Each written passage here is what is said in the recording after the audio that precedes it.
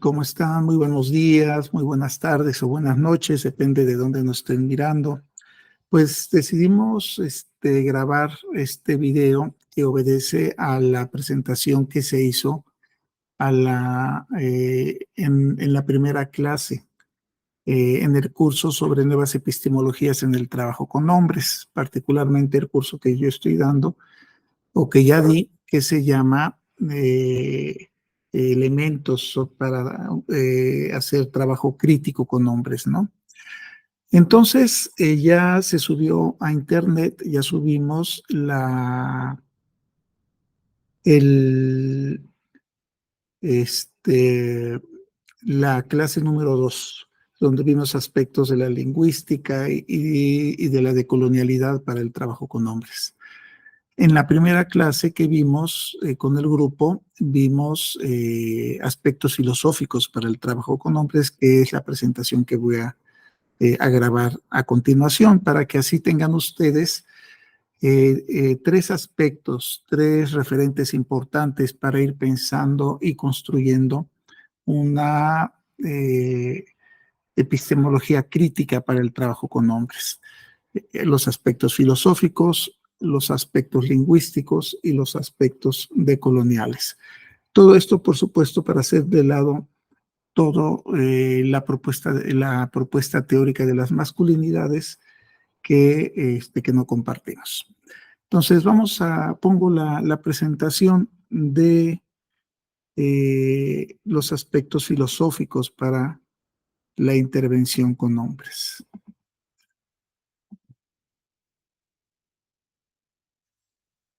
Bueno, la idea de compartirles estos aspectos es realmente compartir algunas lecturas que yo he estado realizando de filósofas, de filósofos que me han inspirado, no solamente para hacer una crítica a los estudios de las masculinidades, sino también para hacer una nueva propuesta de pensamiento crítico para intervenir y trabajar con hombres. Entonces, para esto les voy a compartir, y yo me voy ahorita a poner en mi imagen, la voy a quitar. Les voy a compartir un pequeño video que les solicito que vean y que ustedes eh, puedan ir siguiendo un poco los pasos que hemos seguido en Hombres por la Equidad. Desde hace unos 6 años empezamos las lecturas de materiales filosóficos, que realmente no tenemos prácticamente nada publicado sobre esto, pero que han sido nuestro sustento para la intervención con hombres y crear nuevas metodologías. El programa de nuevas habilidades para los hombres tiene en su marco teórico algunos de estos elementos. Y les invito a ver este video del filósofo Darío Strauss-Ragber, argentino, que ha creado materiales educativos muy importantes sobre diversos filósofos y filósofas desde la Universidad de Buenos Aires, para revalorar el quehacer filosófico, que yo creo que es central que se retome en la intervención con hombres. Entonces, vamos a ver este video y yo regreso con ustedes. Les comento, este video, el link va a estar en YouTube junto con esta conferencia. Cuando subamos la publicación, ahí van a poder encontrar el link de Darío y a través del link van a poder encontrar todos los materiales que ha hecho, que son muy interesantes.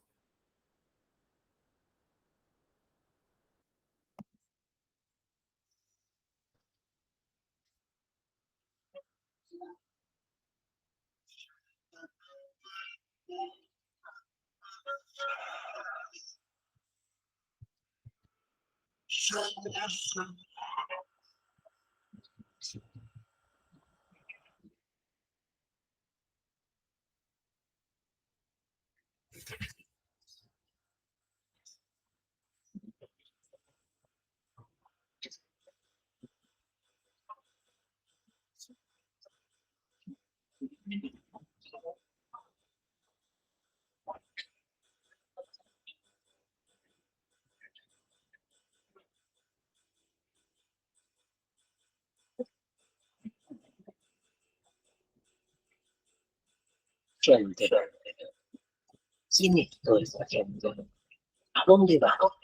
¿De dónde viene?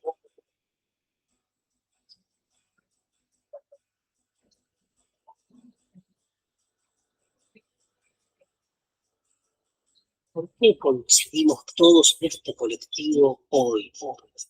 Ahora. Podría haber sido de otro modo, pero fue así.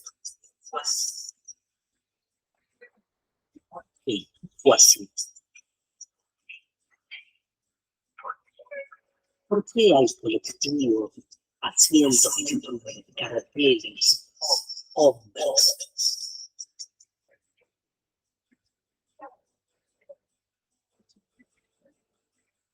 ¿Por qué somos así colectivos todos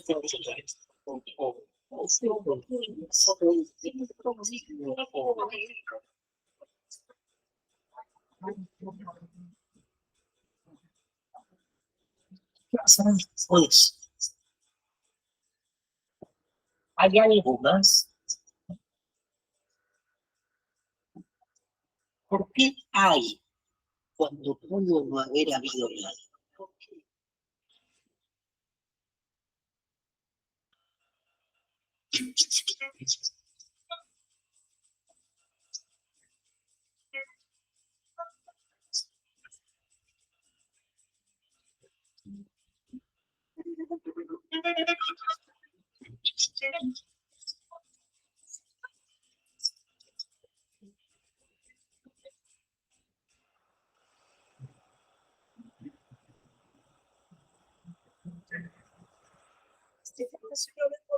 En este momento un nuevo producto que no pueden dejar pasar.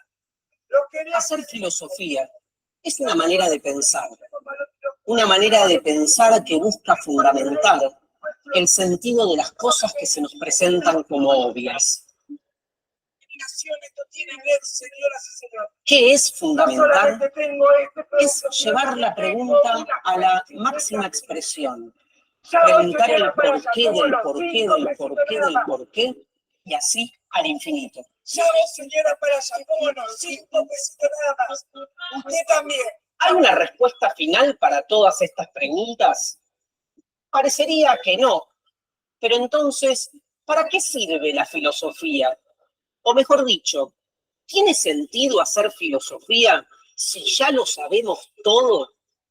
Tal vez lo interesante es pensar que la filosofía tiene más que ver con la pregunta que con las respuestas. La pensil está bien acompañada de también. Sí, señor, una buena manera de comprender qué es la filosofía es diferenciarla de otras formas de pensar la realidad, como el pensamiento cotidiano o el pensamiento técnico. Si nos preguntásemos, por ejemplo, ¿qué es la luna? ¿Qué es la luna? ¿Qué respuesta imaginan ustedes daría el pensamiento cotidiano? Bueno, dicen que es símbolo de belleza y de lo femenino, ¿no? Es la que nos da la luz de noche, que nos marca el tiempo. Y también algo tiene que ver con que suban y bajen las escaleras. Eso, la señora tiene razón, porque en el pensamiento cotidiano lo que importa es la utilidad práctica. Lo importante es que las cosas funcionen sin ningún tipo de cuestionamiento, que la luna esté ahí, que nos ilumine de noche, que nos sirva para medir el tiempo, que nos conmueva. Ahora, ¿qué tiene para decirnos el pensamiento técnico sobre la luna? La Luna es el único satélite natural de la Tierra. Está ubicado a una distancia de 384.400 kilómetros de ella. Podemos decir que una de sus caras es la que vemos constantemente. Y de acuerdo con su que la Luna en el espacio respecto al Sol, es como va a influir su fuerza y gravedad en nuestro. Bueno, él también está en lo cierto, porque en el pensamiento técnico se busca una explicación sobre el modo en cómo las cosas funcionan. Se busca entender cómo funcionan. Y eso ya supone un paso más allá del pensamiento cotidiano.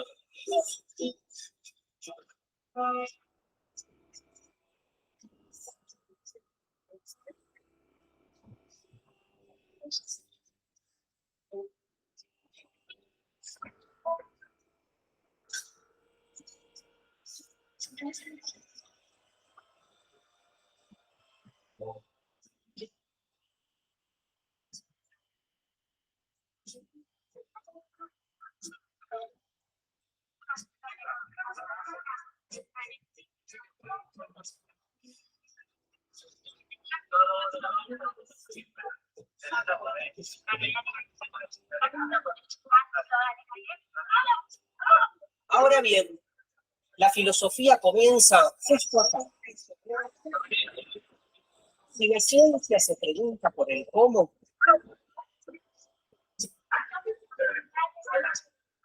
la filosofía se pregunta por el qué.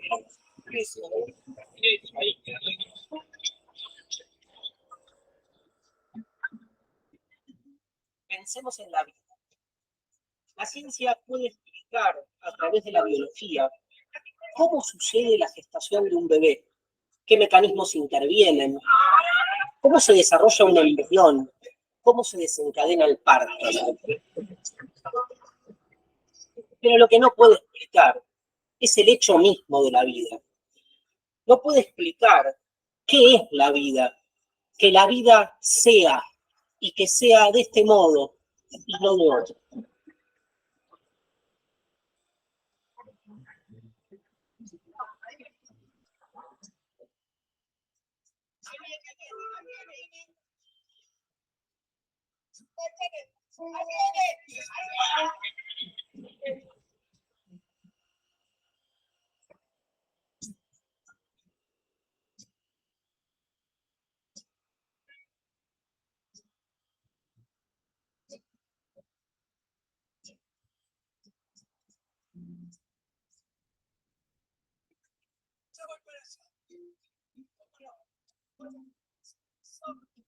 En nuestra vida cotidiana, generalmente nos olvidamos hasta dónde podemos llevar el cuestión. Detenernos en la pregunta. La pregunta por el cómo tiene respuesta. La pregunta por el qué no. Son solo indicios. Muchas veces creemos alcanzar certezas fundamentales, cuando en realidad lo que tenemos son certezas funcionales sobre el funcionamiento de las cosas.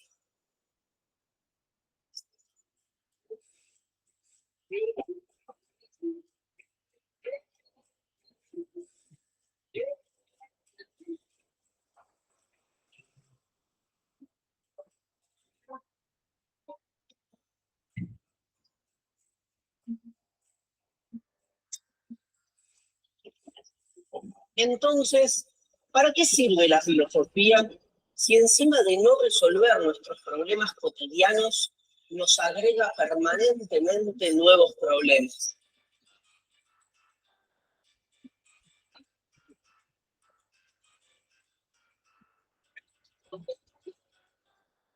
La filosofía es un saber inútil. Qué definición rara, ¿no? Lo cotidiano funciona siempre bajo el criterio de la utilidad. Las cosas tienen que servir para algo. Pero la filosofía lo cuestiona, porque interpela lo cotidiano y le pregunta, ¿por qué todo tiene que ser útil? ¿Por qué las cosas tienen que servir para algo? ¿A quién sirve que todo sirva?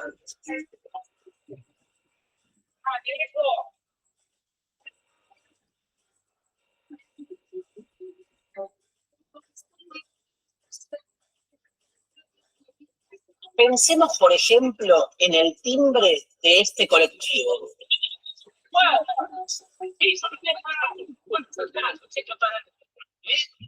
Tres cuadras atrás tendría que haber bajado. ¿Quién se cree que sos? A Rodrigo le sirve que el timbre funcione para poder indicarle al chofer que quiere bajarse en una parada determinada. Pero además el timbre le sirve a Rodrigo para llegar a tiempo al trabajo y poder caminar la menor distancia posible. Y a su vez, llegar a tiempo le sirve a Rodrigo para cobrar entero su presentismo.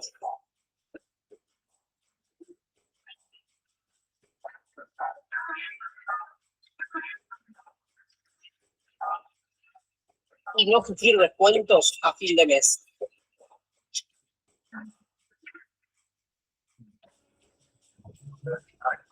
Flaco, escuchame una cosa.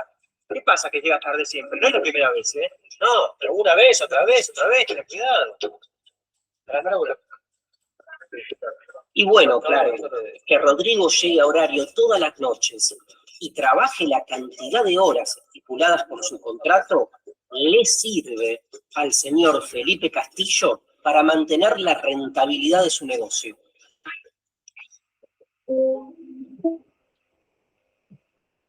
Que al señor Felipe Castillo le vaya bien, de alguna manera le sirve a todos sus empleados, a todos sus proveedores y a todos sus accionistas.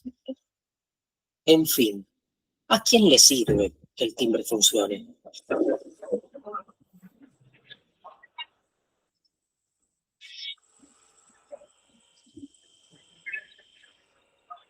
¡Vale, viejo!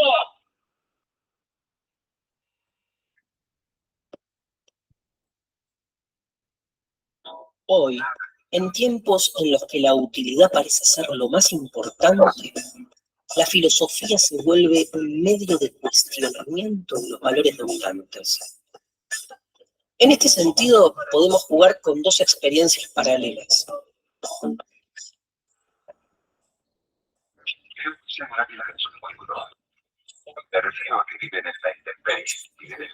Mirar un programa de televisión y mirar una pared vacía. Mirar una pared vacía puede parecer una pérdida de tiempo. Mirar 8 horas de televisión, ¿no? Pensemos en todo caso, ¿qué significa perder el tiempo? ¿O qué es hacer de nuestra vida algo útil? ¿Y para quién? Descubrimos fue algo completamente sorprendente. Otra posible definición de la filosofía es entenderla como el análisis de lo obvio. Algo obvio es algo que no se cuestiona, algo que no se muestra como parte de una trama más general, algo que se nos presenta como una verdad pura.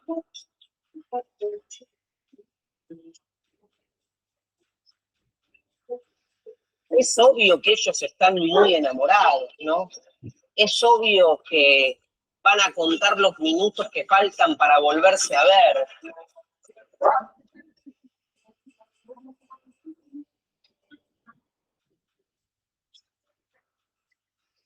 Es obvio que se van a extrañar mucho.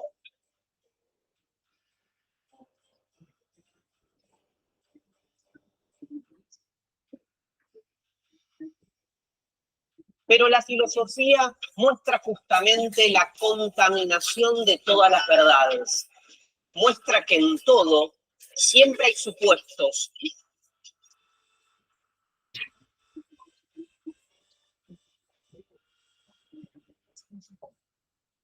Que nada existe de manera obvia. O al revés, que siempre que algo se nos presenta de manera obvia, es cuando primero hay que desconfiar.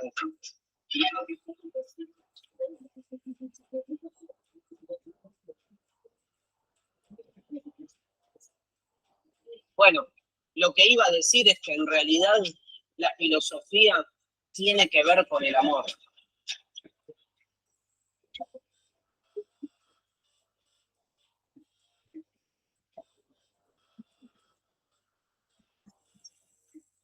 Filosofía es etimológicamente amor a la sabiduría. Hay en el filósofo un deseo por querer saber más de lo que se nos presenta. Pero, ¿dónde poner el acento? ¿En alcanzar la sabiduría o en el ejercicio incesante de la búsqueda? Vamos, señora, para allá. ¿Cómo no? 5 pesitos nada más. Usted también. Ya voy para allá. ¿Cómo no? Platón sostiene en el Teeteto que los verdaderos filósofos aman contemplar la verdad. Pero ¿existe una verdad así con mayúsculas? Parecería que no.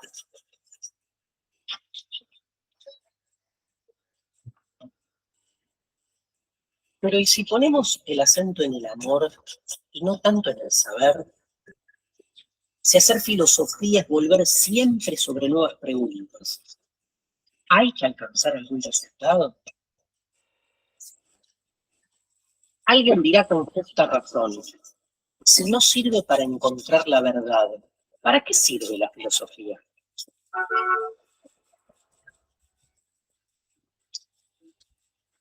Tal vez lo que motive toda nuestra búsqueda no sea más que intentar resolver nuestro miedo a la muerte.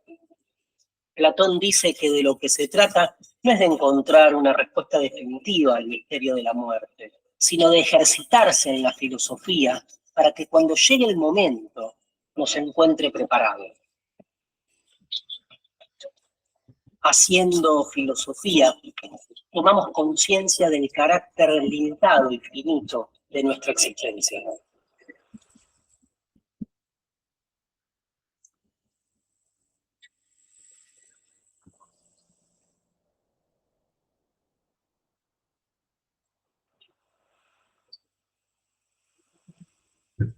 Si no sirve para encontrar la verdad, Ahí está.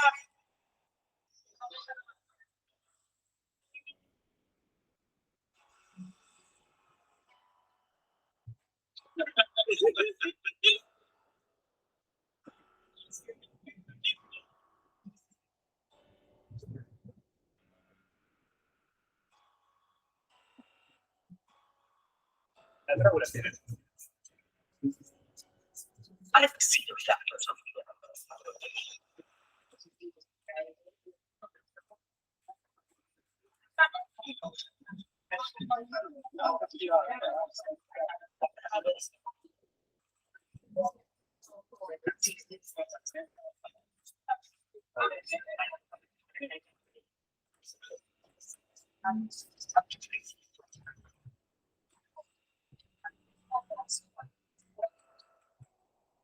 La filosofía puede servir para desenmascarar una realidad de poder e intereses que creemos verdadera.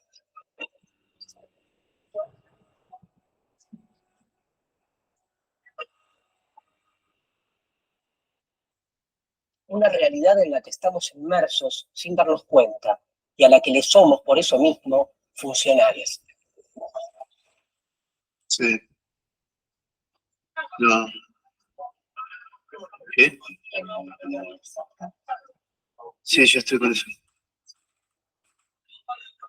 Bueno, están llamando. Buenísimo, buenas tardes, habla Oscar, ¿cómo andas? ¿Eh? No, señora. ¿Te desenchufó? Enchúfela. Dígame su nombre de cliente. ¿Conta? Ajá. Dígame. No, señora, no.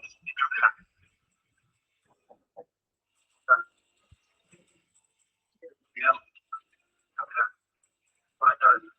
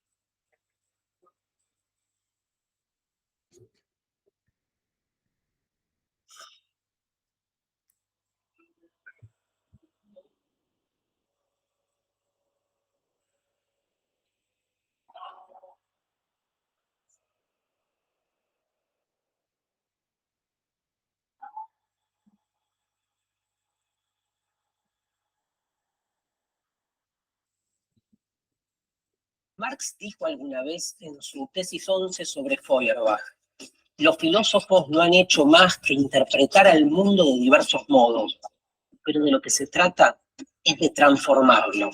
Nietzsche va por más y llama a filosofar a martillazos. Hay que adoptar una actitud de permanente crítica con lo establecido y desestructurar una realidad que se nos impone como verdad incuestionable.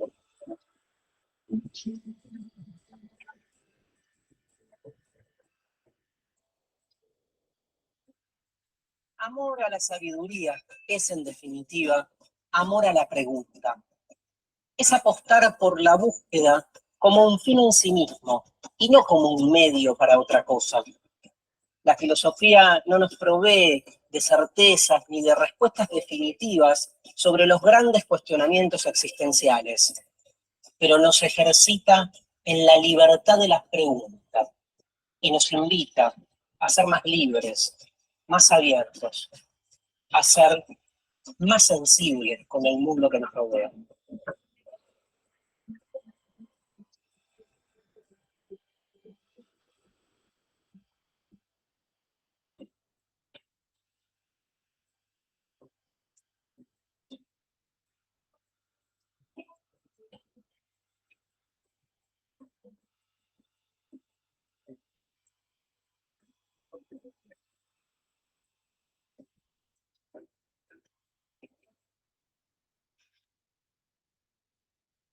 Bueno, pues esta es la idea de compartirles este video. Y bueno, ¿qué es lo que a mí me interesa para este curso? Veamos qué aspectos me interesa que comencemos a problematizar. Creo que es muy importante colocarse en el lugar de la filosofía y de filosofar para cuestionar lo obvio. Lo obvio nos permite apuesta a que no cuestionemos, a que demos por hecho, por ejemplo, que las masculinidades paran la violencia hacia las mujeres. Es obvio. ¿Por qué? Pues porque los compañeros lo dicen a cada rato, o sus aliadas también lo dicen a cada rato, pero así pasa. Y entonces hay que ir a la pregunta. Colocarse en la pregunta, nos dice Darío, es esta máxima expresión de la filosofía, ¿no? La pregunta, el por qué es central.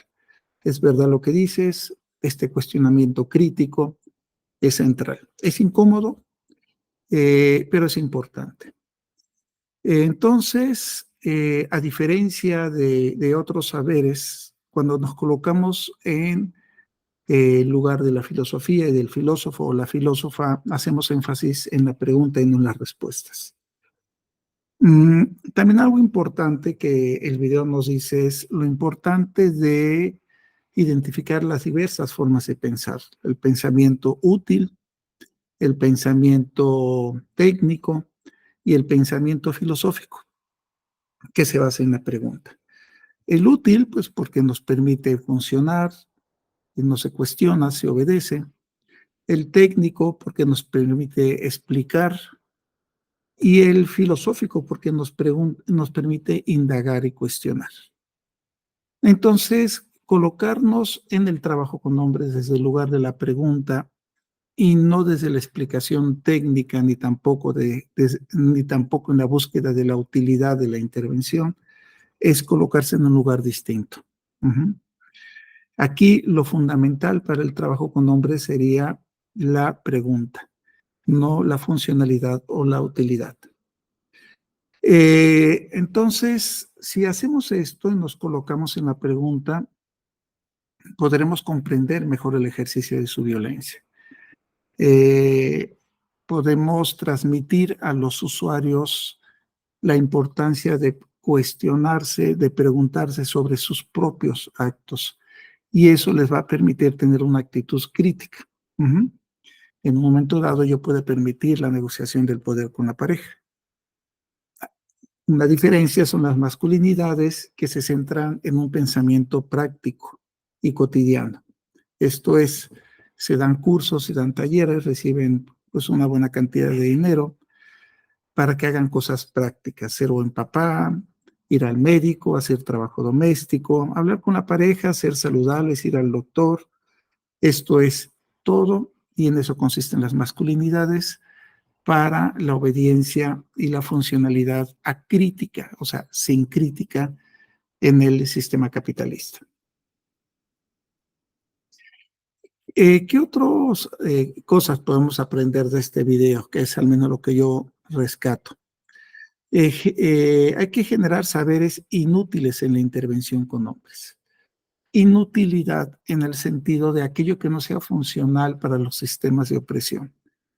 Aprender a preguntarse, cuestionar y criticar es inútil desde un punto de vista funcional.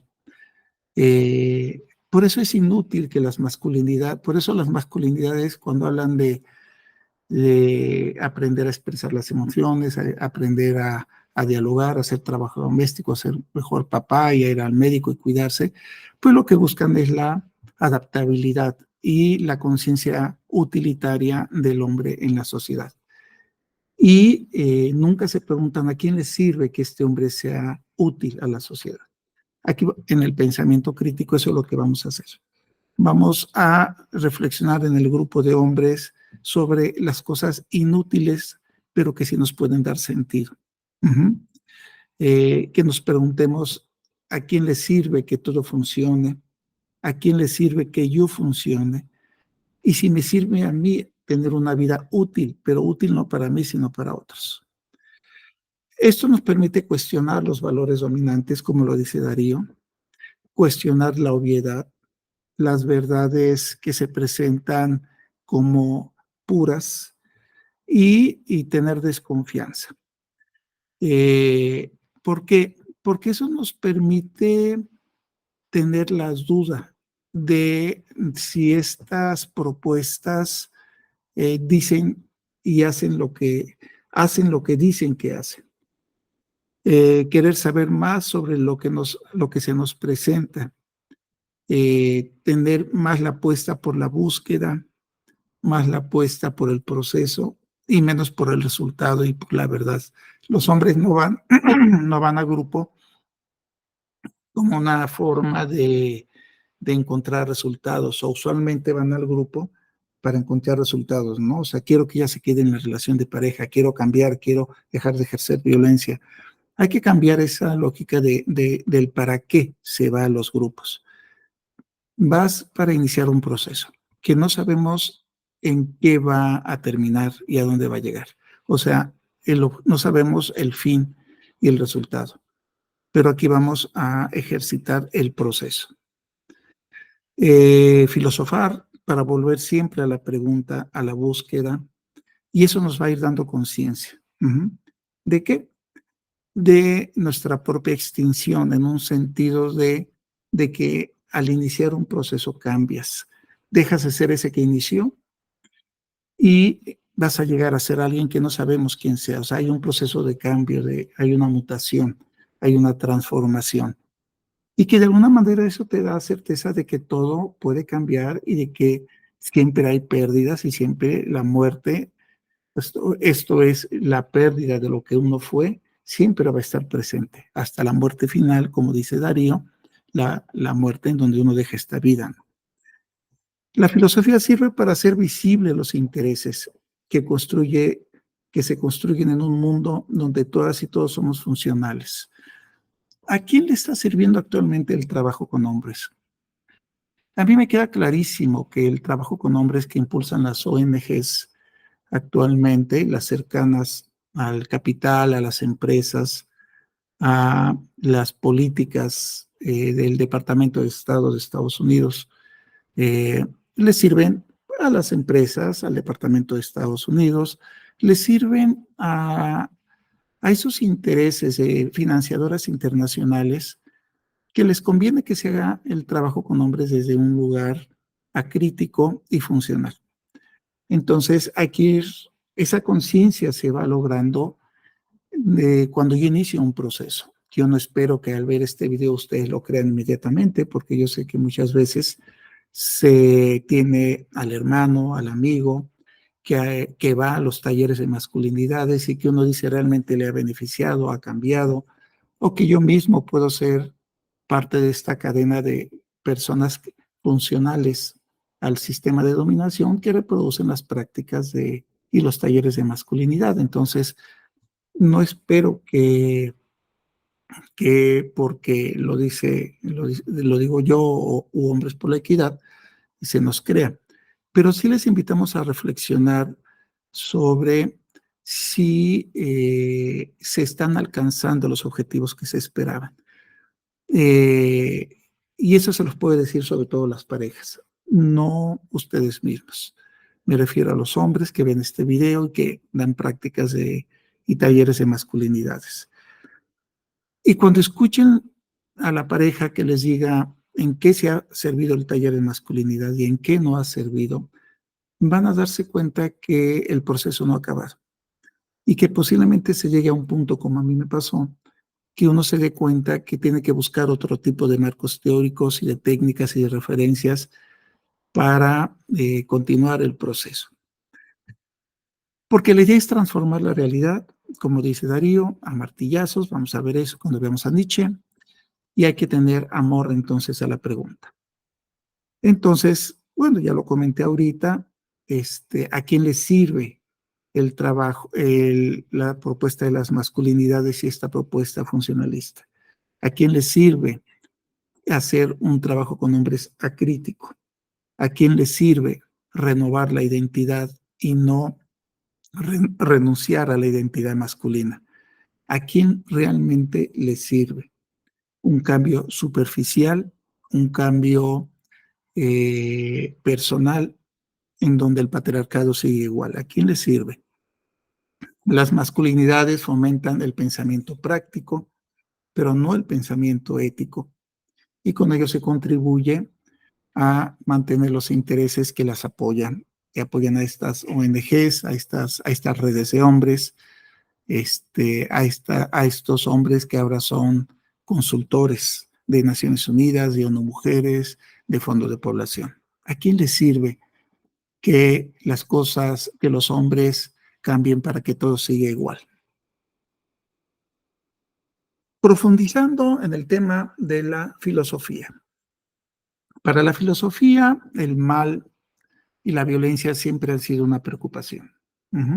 No es algo nuevo. Les preocupa la crueldad, el sufrimiento, el daño humano que se ha vivido. Básicamente, yéndonos a hace miles de años, pues se culpaba a la naturaleza de que al ser humano le fuera mal, se culpaba a Dios. Dios era el responsable de que le fuera mal al ser humano. Buscar al responsable era importante. La idea era buscar quién era responsable de que la realidad no fuera como nosotros quisiéramos y de que fuera como es en realidad. Entonces, en el ejercicio filosófico hay un esfuerzo intelectual muy viejo, en donde hay un esfuerzo por comprender por qué la realidad es como es y por qué no es como nosotros quisiéramos. Ver la violencia y la maldad implica ver lo real. Por eso entendemos que en muchas propuestas se evada querer hablar de la violencia, del poder, etcétera, porque implica ver lo real.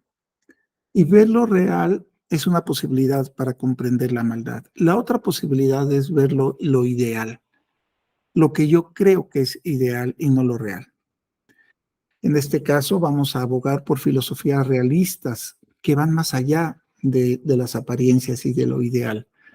Y vamos a hacer una crítica a las filosofías y a las propuestas idealistas que evitan ver las estructuras y la realidad, las estructuras de poder y la realidad. Vamos a profundizar.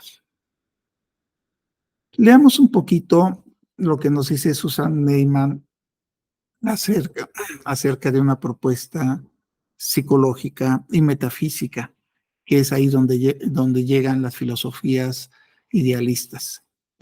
Las relaciones entre psicología y filosofía necesitan más que nunca ser investigadas, nos dice la autora. Ningún filósofo refutó nunca la premisa de Sócrates de que la tarea de la filosofía es el conocimiento de uno mismo. En realidad, gran parte de la historia de la filosofía puede ser vista como los intentos de hallarle un modelo. ¿A qué? Pues al conocimiento de uno mismo. El tratado de Hume, la crítica de Kant, la fenomenología de Hegel, las investigaciones de Wittgenstein ofrecen cuadros muy diferentes de lo que conocemos, de lo que es conocerse a uno mismo, de lo que es llegar a conocerse a uno mismo. Tal vez lo único que tiene en común es una decisión apasionada de evitar lo meramente psicológico. ¿Por qué? ¿Por qué los filósofos desde la antigüedad, desde hace ya, bueno, no la antigüedad, o sea, del siglo XX, ¿no? Y antes, han buscado alejarse de lo psicológico?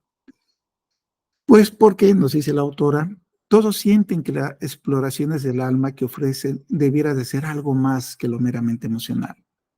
La hostilidad hacia el psicologicismo es un terreno que se ocupa del conocimiento de uno mismo, es profundo y sorprendente. Entonces, la filosofía ha hecho siempre históricamente una crítica a las posturas psicologicistas, que reducen la comprensión de uno mismo y de lo que uno hace, particularmente la maldad, la violencia, el abuso, a un problema meramente emocional. Entonces, ese lugar también es importante, sobre todo para quienes sean psicólogos y psicólogas. Hay que ir a la transdisciplinariedad para poder trabajar la violencia de los hombres. No basta colocarse en un lugar de entender la ira, el enojo, o el otro lado, ¿no? La victimización de los hombres, el sufrimiento, etc. Hay que ir más allá. Pero sin embargo, después llegó otra corriente de psicólogos, Rousseau y Nietzsche. Por encima de todas las grandes diferencias que hay entre ellos, algo que une a Rousseau y a Nietzsche es el desdén por la distinción que hacen otros filósofos entre la filosofía y el psicólogo. Esto es, al menos estos dos filósofos, y no dudo que otras y otros más, dijeran, no es relevante alejarse conscientemente de la psicología. Lo relevante sigue siendo la búsqueda del conocimiento de uno mismo. Ninguno de los dos se preocupó en absoluto por distinguir entre el conocimiento de uno mismo, que es el terreno de la filosofía, y el que procede de otras clases de reflexión, como la psicología. Al llamarse un psicologicista, Nietzsche fue casi tan provocador como lo fue Rousseau al escribir las Confesiones. Esto es, entonces también se vale salir de esa dicotomía y comprender, pues un poquito citando a Darío, que lo importante es el proceso y que puede ser un proceso que se ubique en una ruta hacia el propio conocimiento de uno, particularmente de esas partes oscuras que tiene uno mismo, diría Jung, ¿no? La parte oscura que uno tiene con la cual hay que dialogar.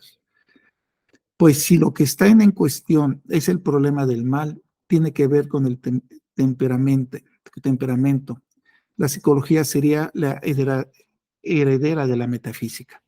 Esto es, lo que creo que se deja claro desde una postura filosófica es que si tú abordas el problema de la maldad, la violencia, el abuso, la ira, el enojo, solamente desde una postura psicológica, pues lo que vas a hacer es construir una metafísica. Y eso es por lo que yo digo que las masculinidades son una mera metafísica. ¿Por qué? Porque dejan el trabajo de los hombres solamente en el lado emocional y en la funcionalidad. Y entonces lo que están haciendo es construir una metafísica, cuando lo que requeremos es una filosofía realista y no una filosofía idealista. Pero vamos a profundizar en esta idea. En la filosofía, la maldad se ha abordado de dos formas. Desde un lugar metafísico, en donde la maldad, el daño y la violencia es abordado desde ideas sobre ella, alguien es el responsable de esa maldad. Se pensaba que era la suerte, después se pensó que era la naturaleza, después que era Dios. Siempre fue la idea, algo más allá de nosotros nos lleva a la violencia, a la maldad, a la tragedia y al sufrimiento. Esas ideas producen un concepto de realidad metafísico, en donde el sujeto es fragmentado y la responsabilidad se difumina. Exacto, o sea, esto es, me va mal porque es la mala suerte. ¿Y qué es la suerte? Me va mal porque Dios así lo quiere. ¿Y quién es Dios o qué es Dios? Entonces, no queda ambigua la responsabilidad. Entonces, todo el tipo de intervención que apuesta por ese tipo de reflexiones acerca de ambigüedades, ejerces violencia porque hay una masculinidad hegemónica. ¿Y qué es una masculinidad hegemónica? Puede ser igualitario porque hay nuevas masculinidades. ¿Y qué son nuevas masculinidades? Ese lenguaje no es nuevo, es propio de las filosofías metafísicas, de un psicologicismo cuando entra a la reflexión sobre los problemas como la violencia, y entonces se vuelve ininteligible y no genera sujetos éticos. Ha habido propuestas que de alguna manera abonan por esa manera de pensar filosófico. Otra manera de pensar la maldad y la violencia es a través del racionalismo o el realismo. Esto es, se pone énfasis en la estructura social. Ahí se comprende que hay situaciones como de maldad, de daño y de violencia que están construidas socialmente y que provienen de estructuras, intereses de individuos concretos, de grupos concretos, de personas concretas. Se lo ubica la maldad, la violencia, en personas concretas que actúan para generar esas situaciones de opresión. Esto es la violencia, la maldad, y los sujetos que la promueven están inscritos en una lógica opresiva. A eso yo después le llamo epistemología de la opresión, que es una sociología de la violencia, pero sus raíces son un poco este tipo de reflexiones. Ello genera sujetos políticos que mediante la acción dañan, que vamos a llamarles amos, más adelante lo vamos a ver con Nietzsche y con Hegel también, pero también genera sujetos políticos que se oponen al abuso a los esclavos. Esto es, a diferencia de las metafísicas, en donde se genera una ambigüedad y no se construye ética, aquí explícitamente se reconoce que hay quien abusa y quien es abusado, y ahí de esa interacción surge la postura ética. La responsabilidad recae en quien realiza una acción abusiva. El mal entonces es comprensible, este, es visible, y por eso se puede construir una ética. Y hay autores que han propuesto este tipo de filosofía. Obviamente aquí podemos incluir a todo el feminismo y su propuesta filosófica. Veamos la idea de la caverna o la cueva de Platón para ilustrar las ideas que les quiero transmitir. Platón nos decía qué es la realidad. Y siempre decía, lo que vemos es una apariencia, esto es, veamos las personas que están aquí viendo, aquí lo estoy señalando con el mouse, viendo este lugar, viendo este lugar, están viendo, piensan que la realidad es una apariencia. ¿De quiénes? Pues de sujetos que usan la situación de la caverna y la luz para mantener un sistema de opresión en donde ellos creen que es la realidad y estos sujetos les hacen creer que esta es la realidad. Pero también otra manera de pensar que es la realidad es cuando sales de la caverna a comprender el mundo y lo complejo. Son dos posturas ante la realidad. Tú crees que la realidad es esto, y aquí hay un sistema de opresión de amos, esclavos y un sistema de opresión a través de proyecciones, o tú te puedes aventurar a salir al mundo y a través de la experiencia comprender qué es la realidad, que no tiene nada que ver con esto. Entonces, ¿qué es la realidad? ¿Qué está mal? ¿Qué está bien? esto está pasado de moda, hacerse estas preguntas. Todo se puede hacer ahora porque ya no hay maldad, ya no hay violencia, porque todo puede ser entendido de una manera pragmática, todo se vale. Históricamente el mal y la violencia tienen dificultad para hablarse, decirse, hacerse visibles y nombrarse. La filosofía nos permite comprender que históricamente se han construido esos tipos de maldad o de violencia. Una es la maldad natural, que es atribuida a Dios, y otra es la maldad humana o moral, que es atribuida a los seres humanos. Fue una manera en la que en un tiempo la filosofía se organizó para poder decir, bueno, ¿por qué hay sufrimiento? Algunos hechos eran adjudicados a Dios y algunos hechos a los seres humanos. Pero siempre hubo, y yo partiría también de eso, una dificultad para hablar del abuso. ¿Por qué esta dificultad? ¿Por qué tenemos que inventar un Dios para explicar el sufrimiento que a veces se llega a vivir, del que podemos generar o del que podemos padecer? Porque hablar de la maldad, nos dice la filosofía, también hace referencia a quien enuncia la maldad. O sea, cuando Roberto Garda habla de la violencia, inevitablemente tiene que reflexionar sobre la violencia que él ejerce, sobre la violencia que tal vez él ha padecido, pero sobre todo la que él ejerce. Porque hablar de la violencia y de la maldad también puede prestarse a manipular. Abres una parte de ti que te permite que te chantajeen, que te señalen, y eso puede vulnerarte porque eso obedece a intereses. Entonces, nosotros podemos pensar, las masculinidades usualmente evaden hablar de la violencia.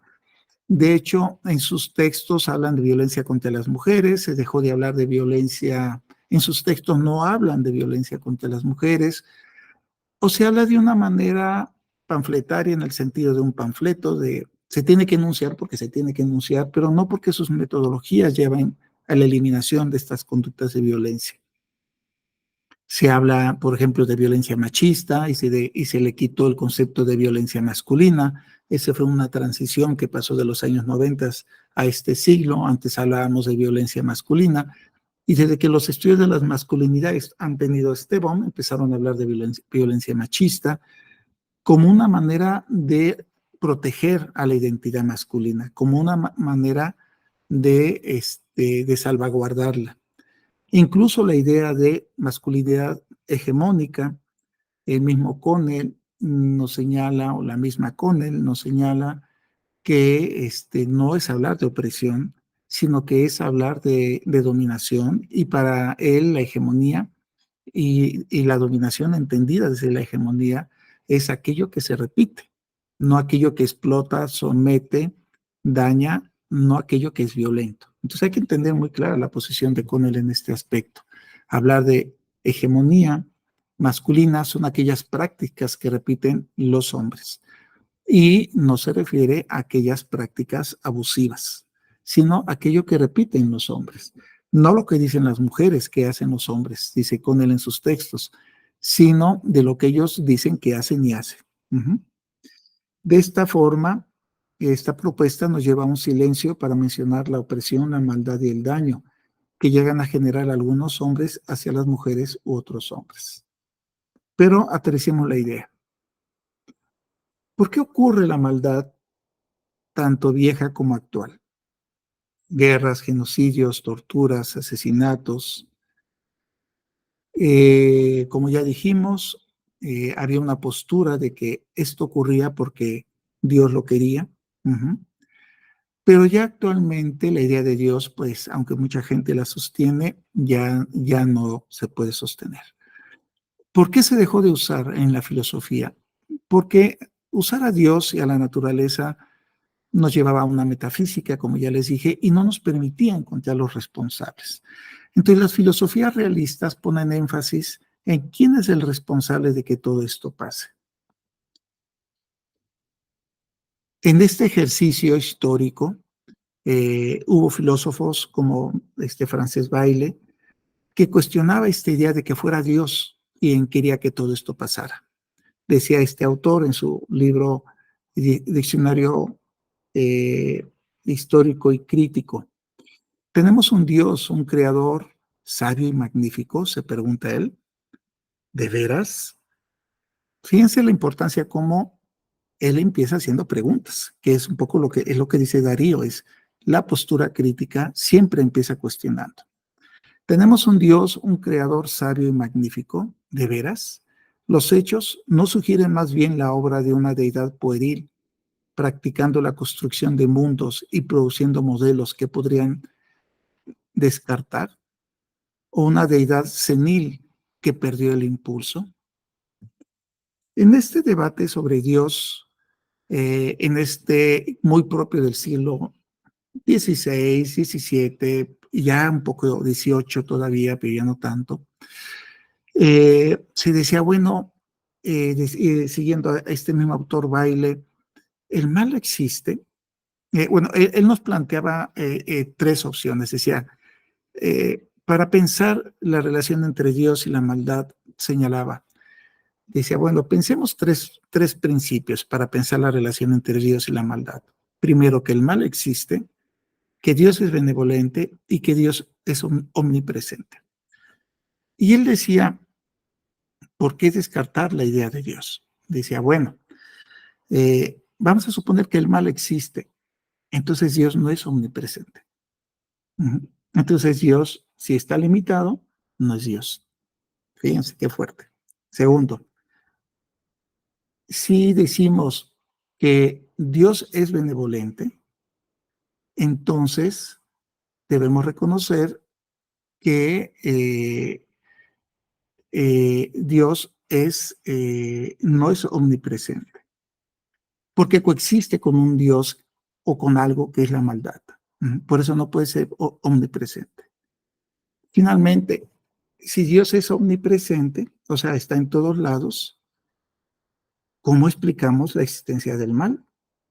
Entonces lo que podemos decir, entonces Dios no es benevolente. Entonces, si Dios es omnipresente, Dios también construye la maldad. Este tipo de reflexiones filosóficas llevó a posturas teleológicas acerca de la conducta humana, que ya fueron los filósofos de la Revolución más contemporáneos, de la Revolución Francesa, siglo XVIII, siglo XIX, siglo XX, donde se descartó entonces la idea de Dios para reflexionar la maldad y empezó a surgir la idea del libre albedrío. Y entonces se dice, bueno, entonces los hombres que ejercen la maldad tienen el libre albedrío para decidir su conducta, si es natural, es la maldad, y entonces es la naturaleza humana el origen de la maldad, o su conducta moral. Y entonces habría que entender la maldad vinculada a lo social. Y entonces se dio la idea de que el hombre podría decidir cuál de las dos elegir.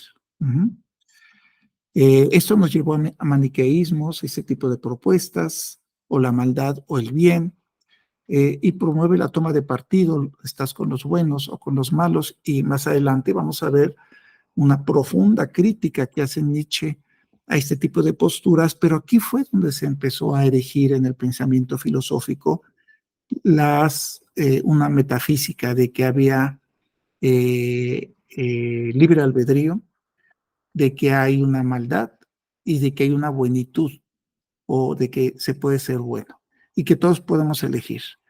Y esa es parte de la ilusión de la caverna. Lo opuesto eran filósofos que llegaban con otras posturas que no implicaba pensar ni en Dios, ni en el libre albedrío, ni en la buenitud, ni en la maldad, sino más bien en la comprensión. Se señala a la violencia y a la maldad hay que comprenderla reflexivamente, entenderla desde la experiencia, porque es construida. La primera postura, la explicativa, nos lleva a la pregunta de cómo se es malo, y la segunda postura nos lleva a la reflexión de qué es lo malo, que son dos lugares muy distintos, la filosofía que lleva a la metafísica y la filosofía que lleva a la comprensión de la realidad. Entonces, hay dos grandes metodologías filosóficas para entender la maldad, la violencia, y que son dos posturas que se ha elegido trabajar con hombres desde el esfuerzo por trabajar con ellos desde un enfoque de género. El idealismo lleva a la metafísica en el mundo y sostiene que en el mundo hay armonía que hay que entender. O sea, hay una armonía per se. Si no podemos explicar o llegar a esa armonía, es porque el problema somos las personas, somos los hombres, que no somos capaces de ver esa gran arquitectura superior. El sujeto es el culpable por ser el incapaz. Somos los culpables. Se busca el sujeto ideal. Tú debes de, vamos a decirlo en términos de las masculinidades, debes de lavar trastes, debes de hablar con tu pareja, debes de ir al psicólogo, debes de expresar tus emociones, debes ir al doctor, debes de ser bueno, perfecto, para acceder a ese ideal. Antes se les decía a los hombres que tenían que ir a misa, portarse bien, ir a hablar sus culpas con el sacerdote para llegar al cielo. Ahora ya no se les pide esas prácticas, ahora se les pide que los hombres hagan estas nuevas prácticas de participar en las redes de cuidados, ser buenos hombres. Uh-huh. Y ese nuevo hombre ideal que se está proponiendo debe de pensar sobre todo en un trabajo individual. Uh-huh. Y eso nos lleva a aceptar la apariencia, lo que Dios hace, lo que las ideas dictan que es lo correcto. Esto es, hay que alcanzar ese ideal. Y eso es lo que el fundamento filosófico del trabajo de las masculinidades. Siempre alcanzar un idealismo. Nietzsche después lo devela como todo eso tiene antecedentes, pues obviamente en el cristianismo. Entonces lo vamos a ver. Bueno, y el otro aspecto de estos métodos filosóficos es el del empirismo, ¿no? Que es esta postura realista que lo que busca es ir al mundo y que reconoce que en el mundo no hay armonía, que hay un caos, que hay contradicciones e imperfecciones.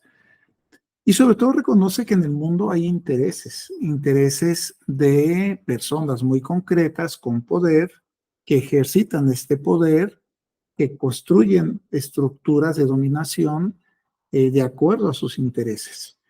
Y que entonces las personas que no tienen ese poder son nombrados, descalificados en sus imperfecciones, dominados, sometidos y usados para los intereses de quienes tienen poder. Y que propone que solo criticando a este poder y su ejercicio y comprendiendo las formas de dominación es que podemos sobrevivir a los abusos, sobrevivir a las violencias. Estas propuestas empiristas, realistas, rechazan la apariencia. Lo que quieren es salir de esa apariencia, quieren transformar la realidad y señalan que la vía es comprender la experiencia humana. En la caverna de Platón nos puede ilustrar estas dos metodologías filosóficas, ¿no? Por un lado tenemos la metodología explicativa, que es idealista, pues que lo que hace es dejarte en la caverna y te muestra especulaciones y se profundiza en estas especulaciones. Particularmente siempre han existido este tipo de presentadores, estos hombres de capuchas que están aquí, con sus propuestas, estos esquemas que se proyectan a través de la fogata y de la entrada de la luz de la cueva. Y aquí podemos incluir, pues, antes eran los sofistas, por ejemplo. Nietzsche critica a los filósofos de su época, de la filosofía alemana, y aquí están actualmente pues las masculinidades, la psicología positiva, el coaching, las constelaciones familiares, esas tipos de técnicas y de teorías mercantiles que lo que hacen de alguna manera es vender ilusiones, vender ideas y que te someten. Aquí están las religiones también, y que te someten a grupos que se vuelven con el tiempo sectarios, ¿no? O sea, son sectas que manejan grupos, y la gente que se ascribe a estas propuestas, pues forma parte de esas filosofías que sobredimensionan las ideas y especulan con base a sus conceptos sobre sus ideas, diciendo que esas son una explicación de la realidad, ¿no? Y la otra metodología, pues la comprensiva, que es salgamos de la cueva, profundicemos en la realidad concreta, como decía Karel Kosik, este filósofo checoslovaco, que ya no existe Checoslovaquia. Busquen el libro La totalidad concreta, y es vivir la realidad concreta, con sus contradicciones, con la experiencia. Y desde ahí se construye la filosofía y la comprensión del mundo, que es el mundo real y concreto, no la cueva ni quienes te venden especulaciones. Y son dos maneras de posicionarse ante la vida. Las metodologías filosóficas se pueden entonces clasificar, se pueden organizar en torno a su relación y su percepción de la realidad y cómo la conciben. Por una parte, el idealismo, en donde es estar encerrado en la cueva, especulando acerca de mis ideas, en el caso de los masculinistas, la masculinidad hegemónica, las masculinidades, los privilegios de los hombres, esta serie de conceptos que han ido construyendo para transformar no la realidad, sino sus ideas sobre la realidad. Y por otra parte, la propuesta empirista, realista, que pues sí, no es tan optimista como la primera, sino es más pesimista, porque sales a la realidad y ves que hay desigualdades, ves que hay estructuras de poder en donde muchas veces te toca estar del lado de los que quieren ser sometidos y te exigen que obedezcas, y forzosamente te vuelves crítico. Quienes están en la cueva usualmente se vuelven idealistas. Así son las sectas usualmente, ¿no? Decía un compañero en Brasil, en un congreso, un compañero de Promundo, decía, yo soy optimista, ¿no? Y explicaba su optimismo desde su propuesta de trabajo con hombres. Y yo nada más pensaba, pues claro, es que lo que te da la cueva es esa seguridad optimista, porque el mundo es pequeño, el mundo lo lo ves desde ahí. Y desde ese optimismo le dices a los hombres que viven en la realidad, sé optimista. Y pues como el sacerdote que le dice reza para que llegues al mundo, que llegues al cielo, y lo que tú necesitas es comer. Eso es la realidad, ¿sí? No rezar. Entonces, el trabajo desde el realismo y desde un pensamiento crítico con hombres implica ir a esa realidad que te permite develar las desigualdades y la complejidad. ¿Verdad? Vámonos a Nietzsche entonces. Y para irnos a Nietzsche hay dos textos que son importantes tener en cuenta: la genealogía de la moral y Más allá del bien y del mal. De aquí tomo las ideas que a continuación les voy a presentar. Nos dice Nietzsche, hemos vivido en una moralidad del amo y del esclavo. Esta dualidad de una moralidad del amo y del esclavo es construida por intereses. Nos dice Nietzsche, que el sistema moral ha sido creado bajo la idea de ser buena persona. Se exige que seamos buenas personas. Pero esta idea, nos dice Nietzsche, ha sido construida por personas resentidas, y eso es lo que se ha ido impuesto y se ha universalizado, una moralidad del esclavo. Esto es, nos dice Nietzsche, hay quienes rechazan una moralidad del amo y han construido en oposición a ella la moralidad del esclavo. Y esta moralidad del esclavo es la que poco a poco ha ido creciendo y es la que se define como la de ser bueno, ser una persona bien portada, prudente, etcétera, etcétera. Y eso es lo que se nos dice que deberíamos de ser todos. Eso es ser moral. Y Nietzsche dice, esa idea de la moralidad del amo, que ha sido descalificada y que son aquellas personas que buscan la conquista, la dominación y el poder, ha sido demoniciada o ha sido, no está bien usar esa palabra, ha sido estigmatizada. Entonces, la moralidad del esclavo se ha vuelto universal y valora al opuesto a la moralidad del amo. Con ello se opone a toda idea de poder. Esto es, el poder ha sido estigmatizado. Yo hace rato hablaba y les decía que no se hablaba de la violencia. En general, la gente no habla del abuso de poder, porque hablar del poder y del abuso del poder ha sido estigmatizado y eso es resultado de la moralidad del esclavo. Dice Nietzsche, se ha universalizado la moralidad del esclavo. Ahora se critica la fuerza versus enalteciendo la debilidad.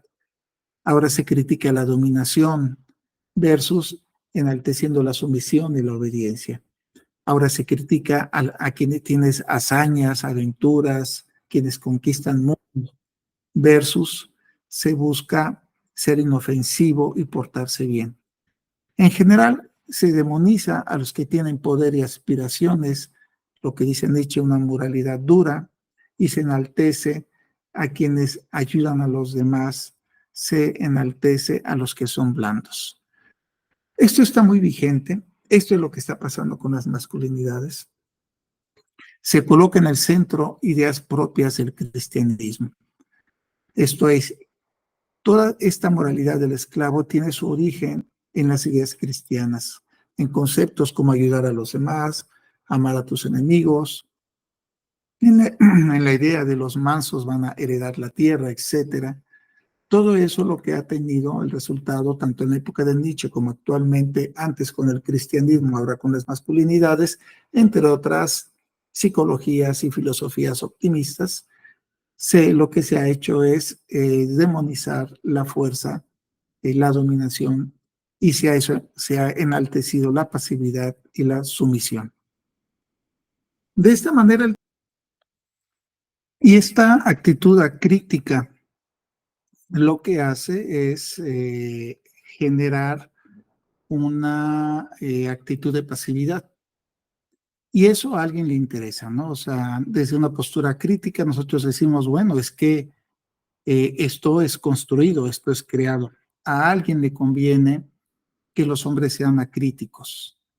¿A quiénes? Pues a los amos, a los que tienen el capital, el sistema patriarcal, a los que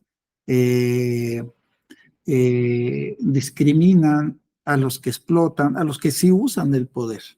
Y ahora también, por supuesto, pues les conviene también esa actitud crítica a pues los dueños de ONGs, a los líderes de las redes de hombres, que ellos hacen negocio, ellos cobran, les va muy bien con la pasividad que están fomentando en los hombres a través de sus propuestas de masculinidades, ¿no? Mientras a los hombres se les proponga las masculinidades como una manera de adaptación a los sistemas de opresión y al trabajo, y que no cuestionen nada, pues todo el mundo feliz, ¿no? Eso es lo que se está proponiendo en las masculinidades, una renovación de la masculinidad para ser una masculinidad más pasiva. Veamos este ejemplo a continuación.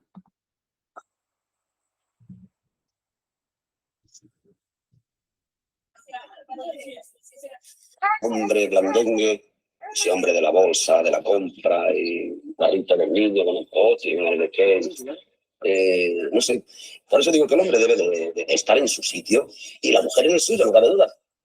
Ante otras cosas, creo que la mujer necesita ese pedazo de tío ahí. Pero, amigo mío, el hombre nunca debe de blandear. Tiene que estar ahí. Cada día somos más hombres blandengues construyendo una masculinidad más sana, más fuerte. Plan corresponsables, Ministerio de Igualdad, Gobierno de España. Bueno, lo que estamos teniendo entonces desde una lectura de Nietzsche es, siguiendo con esta idea de hombres buenos, de hombres blandengues, pues Nietzsche critica todo eso, ¿no? Dice, hay que cuestionar la moralidad de las buenas personas, en este caso de la blandenguez de los hombres, de la buenitud de los hombres. Señala, eso es una trampa. Nietzsche nos dice, con base en ella se puede caer en el nihilismo, ser firme a quienes son capaces y se limita a quienes son extraordinarios. Es algo en contra de nosotros mismos.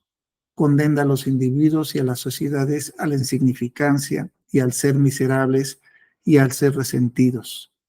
Condena al desastre.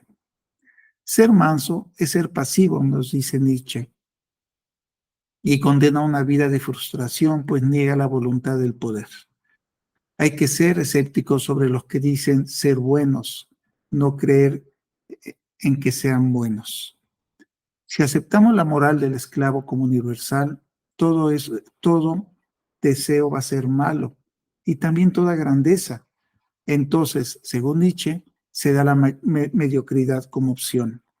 Pero mientras ello ocurre, hay otros que se acumulan poder y se acumulan éxitos. Una propuesta, volviendo al tema contemporáneo, una propuesta crítica descree de la buenitud de los hombres, de su blandenguez, porque no está a favor de moralizar a los hombres como buenos ni estigmatizar a otros como malos. Una propuesta crítica reconoce que hay intereses, instituciones, grupos políticos, empresas y en general sistemas de dominación. E insisto, ya podemos sumar ahora a las redes de hombres y a las ONGs exitosas con mucho dinero adscritos a estos sistemas de dominación, que imponen esta manera de reeducar a los hombres porque les conviene a sus intereses. Esto no les conviene a los feminismos y a quienes trabajan para eliminar la desigualdad y la violencia.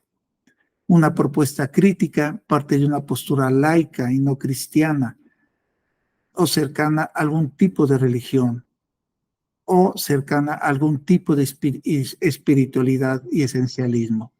No se busca el cielo en la tierra ni la salvación a través de una postura crítica, pero sí es lo que acaban buscando las posturas de las masculinidades en su cercanía con estas ideas cristianas de ser bueno.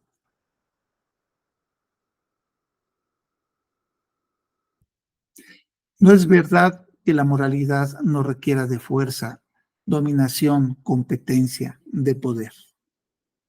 Estos no son valores malos en sí, nos dice Nietzsche, porque el poder no es malo en sí, son parte de la moralidad. Nietzsche señala que la fuerza y el poder no requieren ser cosas malas, pero hay que reconocer que sí pueden hacer ambas cosas, buenas y malas, o lo que llamamos bueno o lo que llamamos malo. El poder permite destruir y también construir. Tener conciencia de ello es lo que propone Nietzsche, no estigmatizar al poder. Hay que tener conciencia que no se puede tener poder sin ambos aspectos. Se pueden crear hombres extraordinarios que al mismo tiempo pueden ser monstruos. Va uno de la mano con lo otro. La dominación no solo es sobre los otros. La dominación también requiere de dominación de uno mismo. También podemos hablar de eso. Y dominarse a uno mismo nos impulsa. Lograr manejar el poder requiere energía, lucha, esfuerzo, actividad y fortaleza. Y ello nace de la voluntad de poder. El poder puede ser usado para oprimir a los demás, pero también para ayudar a los demás. La voluntad de poder es importante porque para lograr cualquier cosa se requiere de poder. Ser poderosos no es malo en sí. Para Nietzsche el poder crea prosperidad para el individuo y la sociedad. permite dar saltos hacia adelante. Entonces hay que liberarse del miedo al poder, no condenarlo, sino usarlo a nuestro favor. Volviendo nuevamente al debate sobre las masculinidades y el trabajo crítico con hombres, consideramos que las masculinidades evitan hablar de la violencia y por tanto del poder. Crean un discurso emocional sobre él, reduciéndolo a problemas de enojo y de ira, a todo lo que ya mencionamos, este psicologicismo. Y por eso han creado un concepto, por ejemplo, de masculinidad hegemónica, y que tiene como resultado una ambigüedad para no nombrar al poder. Así promueven la no responsabilidad sobre el poder, aludiendo a una buenitud o a un blandenguismo ahora. Una propuesta crítica sí reflexiona sobre el poder y sus contradicciones. Pone a este en el centro de las reflexiones. Hablar de la violencia como abuso de poder permite hacer visible a los hombres el uso de ambos aspectos, el abusivo, pero también el igualitario. Y de eso es de lo que hablamos mucho en el programa de Nuevas Habilidades para los Hombres. Busquen el manual en la página de Roberto Garden Academia. Y ver cómo este abuso y esta posibilidad de igualdad tienen contradicciones. Una postura crítica permite crear conciencia de ambas posibilidades sin moralizar y buscar la responsabilidad sobre ambas posibilidades. Siguiendo a Nietzsche, él nos dice, hay que ir más allá de la moralidad del amo y del esclavo, más allá del bien y del mal, porque ser bueno es cumplir la voluntad de poder. Eso fíjense que es muy interesante, como para Nietzsche dice, ok, hablemos de hombres buenos, y él dice, un hombre bueno es el hombre que justamente tiene voluntad de poder. Eso sería un hombre bueno. Esto es, que tiene una ira justa, por lo cual impone a otros su voluntad, sobre todo en un mundo real en donde existen desigualdades. Si ello es justo, es bueno y no tiene por qué verse como algo malo. Es normal imponer la voluntad de uno sobre otro si hay justicia con esa imposición. Al hacerlo, se mejoran a sí mismos unos y otros. Hay que ser moral desde una comprensión del poder, no negándolo. Usar el poder para. Solo así se hace historia. Hay que aprender a usar la moral a nuestro favor y no en contra nuestra con esta supuesta buenitud. El hombre bueno, nos dice Nietzsche, niega sus propios intereses y dice que solo quiere el bien de los demás. Y eso es falso, dice Nietzsche. Hay que buscar una moralidad reconociendo que sí tenemos intereses, así como los de la sociedad, y no como se hace desde el cristianismo, o se hacen desde estas redes de hombres, o se hacen desde la filosofía positiva, o se hacen desde el coaching, buscar un interés social de los demás, ocultando los intereses personales. Eso hay que evitarlo, nos dice Nietzsche, trayendo su discurso a la actualidad. Reconocer que sí tenemos intereses y que también nos interesa la sociedad, eso se hace con voluntad. Hay libertad para elegir los valores, dice Nietzsche. Hay libertad para elegir los valores y hay que filosofar a martillazos. El martillazo es una metáfora de que hay que tener voluntad para generar reflexiones, para romper esa moralidad buena y mala, que es muy difícil, porque está muy introyectada desde la época del cristianismo. No existe la bondad y la maldad. Solo hay moralidad donde se afirma la vida, dice Nietzsche. Hay que ir a la vida a martillazos, yo diría, a través de estas reflexiones de que cuestionan quienes sostienen una moralidad buena y una moralidad mala, una moralidad del esclavo y una moralidad del amo. Eso es falso, dice Nietzsche. Hay que ir más allá del bien y del mal. Hay que afirmar la vida. Trayendo otra vez estas ideas a una reflexión contemporánea, La idea de que hay dos moralidades, la del amo y del esclavo, la moralidad buena y la moralidad mala, es una idea creada por los amos, porque así alejan a las personas sobre el cuestionamiento al poder que ellos tienen.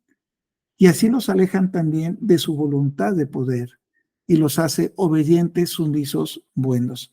Por eso yo digo, las masculinidades son una ingeniería social que quiere y aspira a reeducar a los hombres para hacerlos pasivos, preocupados por el cuidado, mientras que son otros y otras neoliberales, redes de hombres, dueños de ONGs que se venden a este tipo de ideologías, quienes sí ejercen el poder. Las mismas personas y redes de hombres, por eso no van a grupos de reflexión para parar su violencia, porque implica reflexionar sobre su poder, y ahí harían visible cómo tienen esta contradicción en que venden una medicina que ellos mismos no se toman.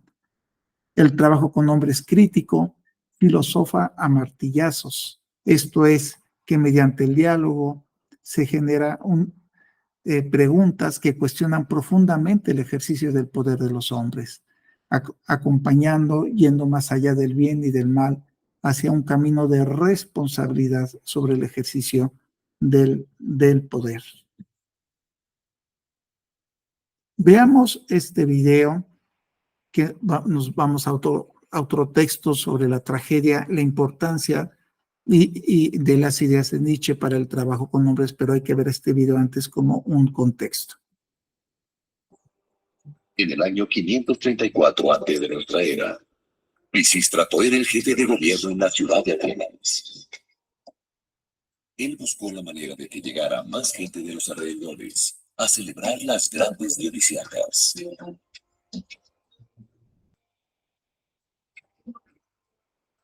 Pisístrato le pidió al poeta Tespis, que era el director del coro del templo de Dionisio, que inventara algo para que las celebraciones fuesen más atractivas. Durante los rituales cantaban y bailaban 12 hombres que formaban un coro, y lo hacían con unas máscaras que descubrían todo el rostro, adornadas con cuernos de cabras.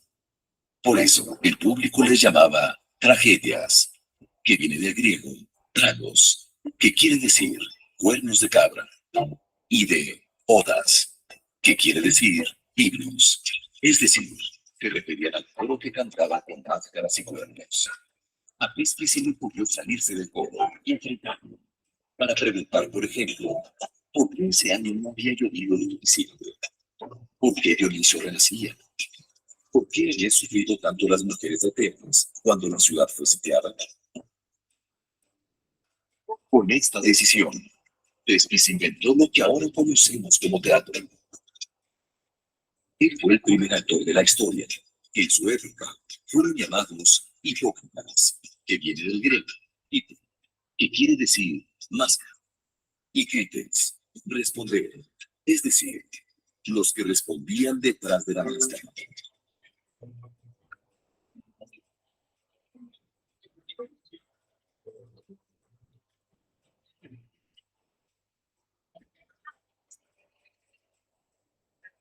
El enfrentamiento del hipócrita con el pobre creaba un diálogo que le gustó mucho al público, pues con esto se creaba un mayor interés por las historias que se contaban. A partir de entonces, se decidió que en cada festival se organizaran concursos entre los poetas para que escribieran sus historias y las pusieran en escena. Así nació la tragedia griega.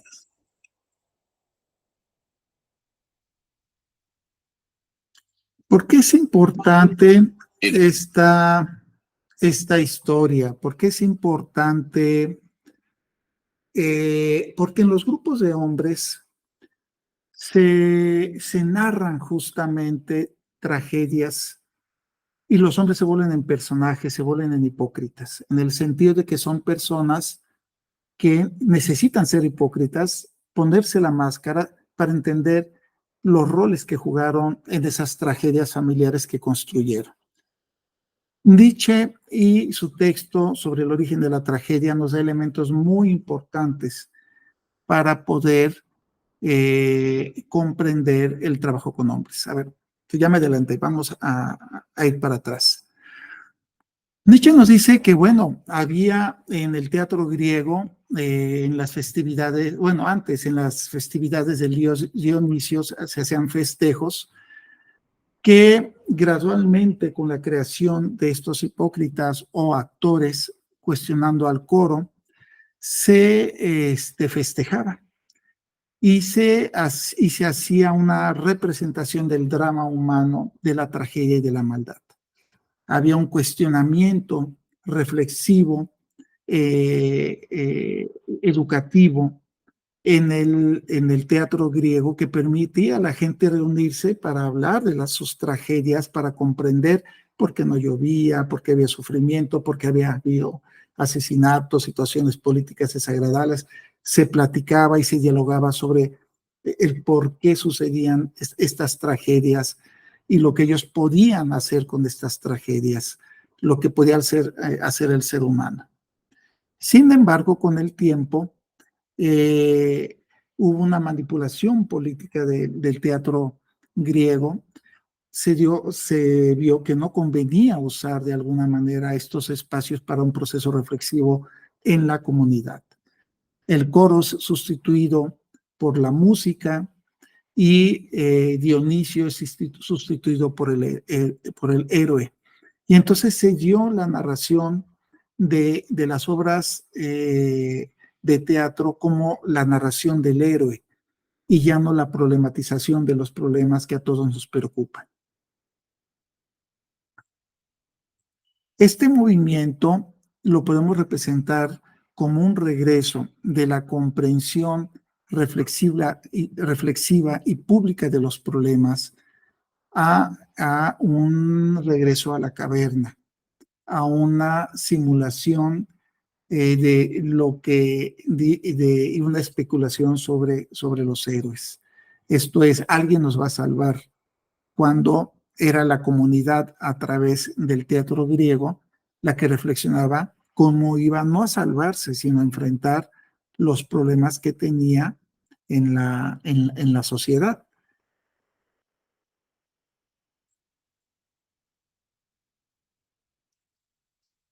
Se creó la idea de que siendo bueno se resolvían los problemas. ¿Cuál es la idea del ser bueno?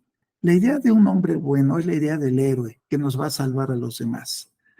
Es el modelo de Apolo, hijo de Zeus, con una diosa, Atenas, tengo entendido, que representan la armonía, el progreso, la claridad y la lógica. Entonces, de esta manera, en esta cueva se genera la idea del héroe que nos va a llevar al paraíso y se crea la ilusión de que el héroe va a redimir. Esa es la idea del hombre blandengue, va a ser el nuevo héroe, de los nuevos hombres de las masculinidades, van a ser los nuevos héroes. Esto se opuso a la idea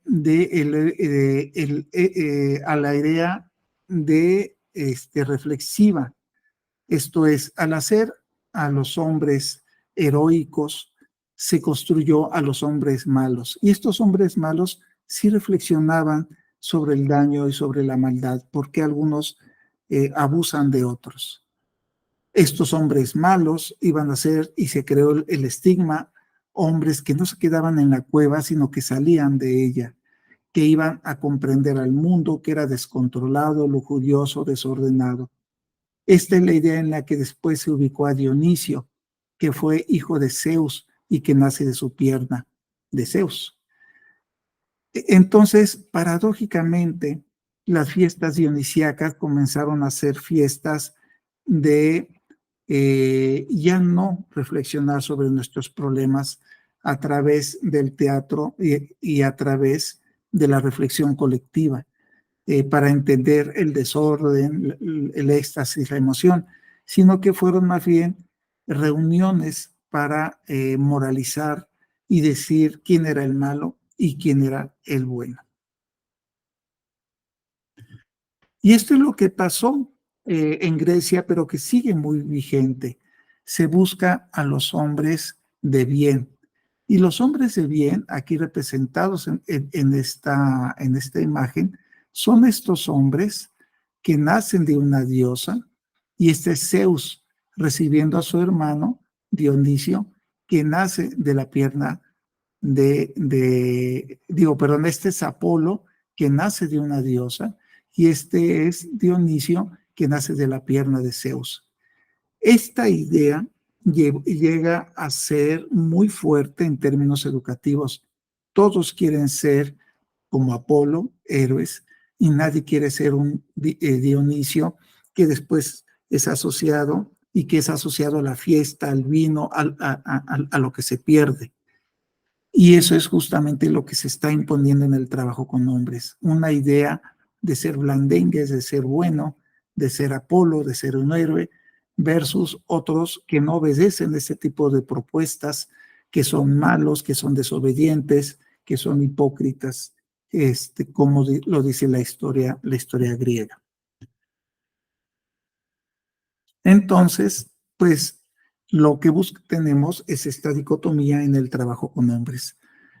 Buscamos héroes, antes era heroicos, guerreros, ahora ya no, ahora ya hay que ser blandengue y hay que rechazar a los que no son héroes y no quieren serlo, sino a los que son villanos, pero que buscan una comprensión de la vida y del sufrimiento y que dicen la maldad no es tal, sino que la búsqueda es lo importante.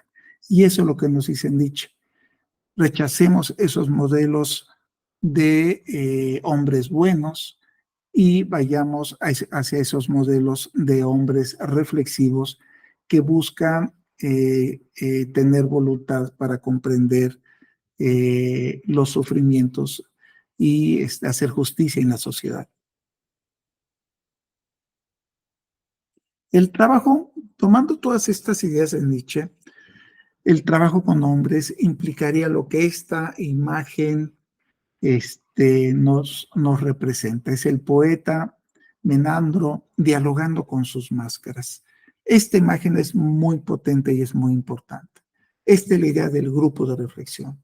Los hombres vamos, los hipócritas vamos, nos reunimos y nos cuestionamos, dialogamos entre nosotros, dialogamos con el coro, dialogamos porque parte de nosotros también es coro, y entonces construimos un proceso reflexivo.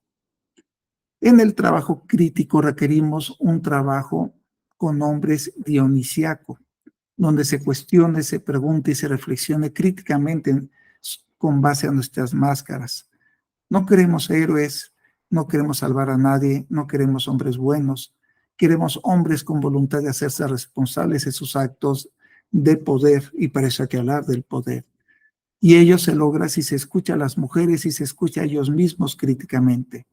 Ponerse las máscaras dionisíacas que interpela y que reconoce las múltiples posibilidades del poder. Eso es lo que necesitamos.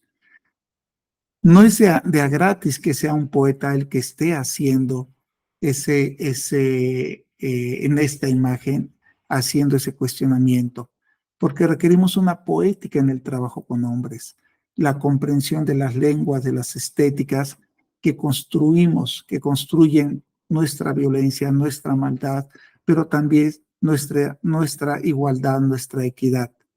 Y desde esta comprensión de las poéticas y de los lenguajes es como podemos entender y entendernos mejor como hombres. Esa es la idea de Nietzsche justamente en sus propuestas. Hay que dejar las ilusiones, la mirada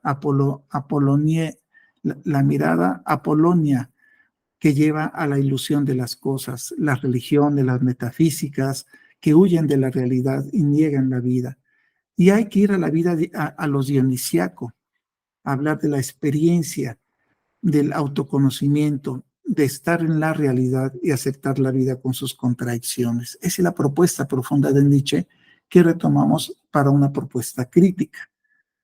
Hay que dejar la sociedad y las propuestas que nos llevan a las ilusiones, porque nos va a llevar al nihilismo, al escepticismo, nos va a llevar a aceptar cualquier valor como bueno, nos va a llevar al final a Dios, cuando lo que se trataba era de alejarse de estas ilusiones, y nos va a llevar a una crisis de muerte para Nietzsche de la sociedad occidental.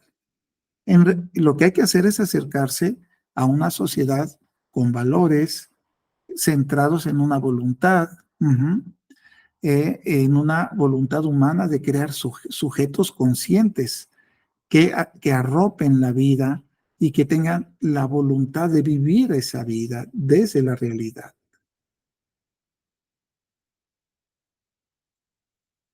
Así, Nietzsche se propone alejarse de todo tipo de religión. La religión ha degradado el concepto del hombre. Su consecuencia es la noción de que todo lo bueno, grande y verdadero es de naturaleza suprahumana y solo se alcanza por obra de la gracia, y eso no es real. El cristianismo es una doctrina que predica la obediencia, pues yo añadiría igual que las masculinidades. Así, las masculinidades son una doctrina que busca la obediencia de los hombres para alcanzar sus intereses, de los grupos con poder. Se está convirtiendo en una secta con sus textos sagrados, las masculinidades de Connell en este caso, sus sacerdotes con los líderes de ONGs, los intelectuales, los hombres con doctorados sobre masculinidades y de las redes de hombres, y tiene sus rituales, ir al taller de masculinidades, ir a los círculos de hombres. Entonces hay mucha similitud entre el trabajo de las masculinidades con el trabajo de las sectas y de las religiones como el cristianismo. Si lo leemos desde Nietzsche, perdón. Hay que resignificar y releer la idea de la voluntad de poder, el Übermensch, que propone Nietzsche para el trabajo con hombres. El hombre es una cuerda tendida entre el animal y el superhombre, una cuerda tendida sobre un abismo, un peligroso caminar, un peligroso mirar hacia atrás, un peligroso estremecerse y detener el paso. Son algunas de las ideas que podemos encontrar en este texto que hay que revisar desde una perspectiva crítica. Y finalmente, con esta idea acabo, en torno a la filosofía, como un lugar y como una serie de saberes para el trabajo con hombres, Nietzsche nos dice que hay que estar atentos a la idea del eterno retorno. ¿Queréis que el hombre bueno sea modesto, diligente, bien intencionado y moderado? A mí se me antoja el esclavo ideal. Fíjense lo que nos dice. El triunfo de un ideal moral se logra por los mismos medios inmorales que cualquier triunfo, la violencia, la mentira, la difamación y la injusticia, haciendo una crítica a esos grupos con poder que crearon la idea de la moralidad del esclavo y del amo. Así la religión, toda religión tiene la idea de que siempre regresamos al mismo ideal. Algo regresa, pero estoy pegándole a la cámara, algo regresa siempre porque nunca se ha ido y está presente. Los esencialismos proponen el eterno retorno a la nación, a la identidad, a Padre, a Dios. Salir del eterno retorno es aceptar que no hay tal. Salimos a lo nuevo y lo anterior muere. Esto es una postura crítica. Apostaría no por masculinidades, porque eso es como querer regresar siempre a la masculinidad. Vean lo que decía esta propuesta del Ministerio de la Mujer de España. Es: preparemos el camino desde las masculinidades blandengues para una nueva masculinidad. Esto es el eterno retorno. Nunca vamos a salir de ahí desde esa propuesta de las masculinidades. Nosotros decimos sí podemos salir de ahí. ¿Cómo? Saliendo a lo nuevo, a la realidad, saliendo de la caverna. Y eso se logra preguntándose: ¿estoy viviendo la vida que quiero? ¿Estoy viviendo de acuerdo a mis valores? ¿Esto que me presentan en la cueva es lo que quiero? ¿O quiero salir a vivir la vida y a entregarme a la realidad con sus contradicciones y sus sufrimientos y todas las posibilidades de superación que nos permiten? Salir del eterno retorno implica tener el coraje de vivir con originalidad de acuerdo a los propios valores, nos dice Nietzsche. Entonces, para la discusión contemporánea, salir de la masculinidad hegemónica para ir a las masculinidades no es más que sostener la idea del eterno retorno. Un pensamiento esencialista y moralista que el cristianismo siempre ha sostenido como las masculinidades. Por eso hay que pensar a martillazos, porque hay que cuestionar esas metafísicas, las anteriores y las actuales, y aquellas ideas morales que impiden a las personas ver su realidad. Lo burgués, lo moral, la bondad y el ser bueno como objetivo para los seres humanos, eso no nos sirve. Hay que mantener una crítica al cristianismo. Hay que ir a una genealogía de la experiencia, a una búsqueda de los orígenes de la moral para comprendernos y atrevernos a vivir. La genealogía como la idea de la poética, como la idea del encuentro a uno mismo en el grupo, como la idea de salir de la cueva. El cuerpo, sus deseos y sensibilidades y la sexualidad son una forma de recuperar la vida y de salir de la cueva. Así, concluyendo, una perspectiva crítica retoma las preguntas para generar procesos de reflexión sobre el poder, sus implicaciones y la responsabilidad de los mismos, y lo hace a martillazos. Y las masculinidades educan en una ilusión. Nosotras queremos proponer reeducar en la realidad. Las masculinidades educan señalando que la violencia es una constante en la experiencia de algunos hombres. Nosotros decimos, no hay que negar esta violencia, más bien hay que comprender esa violencia. Las masculinidades dicen, la maldad es esencializada en los hombres. Nosotros decimos, no, hay que problematizarla, no hay que esencializarla.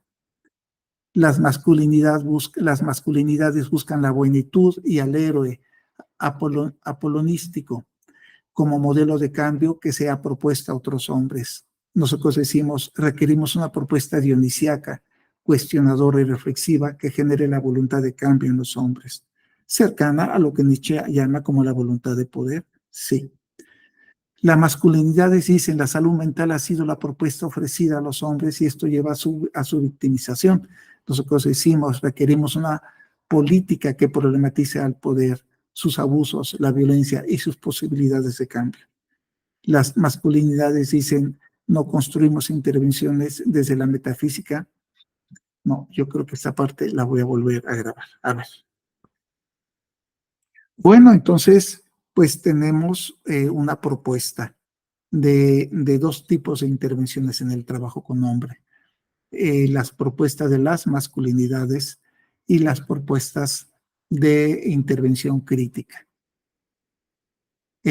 Nosotros creemos que las masculinidades educan a los hombres en una ilusión y nosotros proponemos que hay que reeducar desde metodologías realistas, empíricas, que permitan el manejo de la realidad. Lo primero, la ilusión está en la cueva, lo segundo, sale de la cueva. Las masculinidades señalan que si bien la violencia puede ser una constante, es solo la experiencia de algunos hombres. Nosotros decimos que no hay que negar el problema de la violencia en quienes trabajamos estos temas y en quienes asisten a nuestros grupos, y hay que profundizar en ella y comprender el ejercicio de la violencia. Nosotros decimos que las masculinidades hablan de que hay un esencialismo en los hombres y de que hay un esencialismo bueno o malo y que hay que sacar el esencialismo malo, exorcizarlo y sembrar un esencialismo bueno. Nosotros no creemos en eso. Creemos que hay que problematizar las conductas de poder donde los hombres lastiman y que hay que problematizar las conductas de poder donde los hombres construyen igualdad. Y ambas son posibilidades del poder. Las masculinidades para nosotros construyen una buenitud y buscan como modelo al héroe apolonístico y que ese es el modelo que se propone a los hombres. Nosotros decimos, no queremos eso, queremos una propuesta dionisíaca en el sentido de trabajar con los hombres en su realidad, donde se reconozca al poder y se reflexione sobre él, y donde se reconozca las posibilidades de cambio que da el poder. Finalmente, nosotros observamos que las masculinidades producen intervenciones desde las metafísicas y moralizan. Nosotros decimos, hay que ir a lo real, a la complejidad de lo real, y hay que acompañar desde la problematización. Y bueno, pues básicamente eso es lo que se propondría desde una perspectiva crítica. Está complejo, ¿verdad? Y la crítica es contundente, sí, es contundente. En algunos lugares nos dicen, Roberto, una propuesta crítica quiere lo mismo que las propuestas de las masculinidades. No, no queremos lo mismo.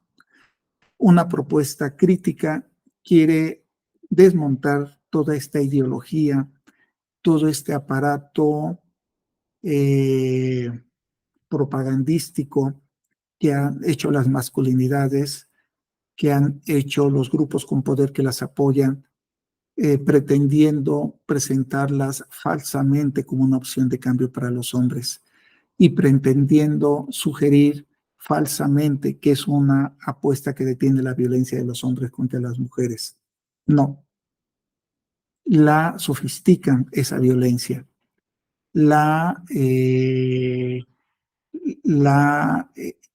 Tienen las masculinidades, están teniendo otra forma de letalidad hacia las mujeres que muchas compañeras feministas no han comprendido y que varios compañeros de las masculinidades no comprenden y algunos sí comprenden, pero no les importa porque sigue habiendo mucho dinero ahí.